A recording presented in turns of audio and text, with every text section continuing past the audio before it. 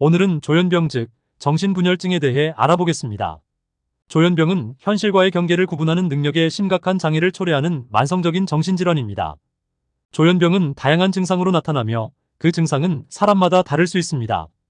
조현병의 정확한 원인은 아직 명확하게 밝혀지지 않았지만 여러 가지 요인이 복합적으로 작용한다고 알려져 있습니다. 첫째는 유전적 요인으로 가족 중에 조현병 환자가 있는 경우 발병 확률이 높아집니다. 둘째는 뇌구조 및 기능 이상으로 뇌의 특정 구조와 기능이 다른 사람들과 다를 수 있습니다. 셋째는 환경적 요인으로 출생 전후의 환경적 스트레스, 바이러스 감염, 영양 결핍 등이 영향을 미칠 수 있습니다. 넷째는 신경화학적 요인으로 도파민과 같은 뇌의 화학물질 불균형이 관련이 있을 수 있습니다. 조현병의 증상은 크게 양성 증상, 음성 증상, 그리고 인지 증상으로 나뉩니다. 양성 증상으로는 현실에 존재하지 않는 비정상적인 경험을 말합니다. 예를 들어 환각 즉 실제로 존재하지 않는 소리를 듣거나 이미지를 보는 현상, 망상 즉 현실에 기반하지 않은 잘못된 믿음, 혼란된 사고나 발언 등이 있습니다. 음성 증상으로는 정상적인 기능이나 행동이 결여된 상태를 의미합니다. 감정 표현의 감소, 무의욕증, 사회적 철수, 일상적인 활동을 수행하는 능력의 저하 등이 포함됩니다. 인지 증상으로는 정보 처리와 관련된 문제를 포함합니다. 주의력, 기억력, 계획 및 조직화 능력의 저하 등이 나타날 수 있습니다. 조현병을 진단하기 위해서는 다각적인 접근이 필요합니다.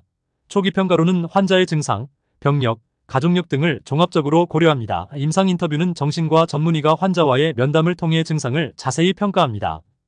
DSM-5 기준을 따릅니다. 심리검사는 신경심리검사와 다양한 심리검사를 통해 환자의 정신 상태를 평가합니다. 기타 검사로는 신체 검사, 뇌 영상 검사, 혈액 검사를 통해 다른 신체적 또는 정신적 질환과의 감별을 합니다. 가족이나 친구들로부터 환자의 행동 변화 등을 듣는 것도 중요한 자료가 됩니다. 조현병의 치료 방법으로는 약물 치료가 있으며 항정신병 약물은 조현병 치료의 주요 방법 중 하나입니다. 이 약물들은 도파민 수용체를 차단하여 증상을 완화시킵니다. 예를 들어 리스페리돈, 올란자핀, 클로자핀 등이 있습니다.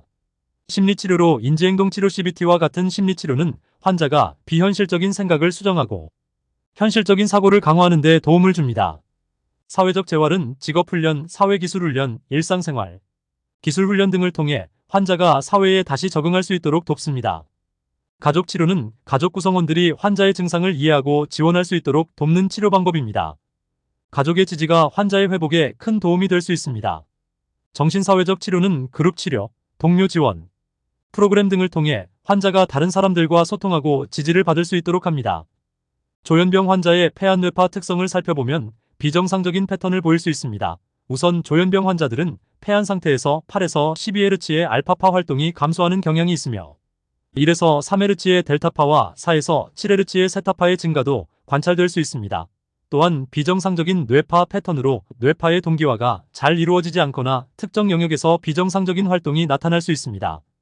뉴로피드백은 뇌파를 실시간으로 모니터링하고 피드백을 제공하여 뇌 기능을 조절하는 바이오 피드백 기술입니다. 일부 연구에서는 뉴로피드백을 통해 조현병 환자의 증상이 개선된 사례가 보고되었습니다. 예를 들어 뉴로피드백 훈련을 받은 조현병 환자들이 환각과 망상 증상이 감소하고 전반적인 삶의 질이 향상된 사례가 있었습니다. 그러나 뉴로피드백 치료가 모든 환자에게 효과적인 것은 아니며 개별적인 차이가 있을 수 있습니다. 또한 뉴로피드백은 기존 치료 방법과 병행하여 사용되는 것이 일반적입니다.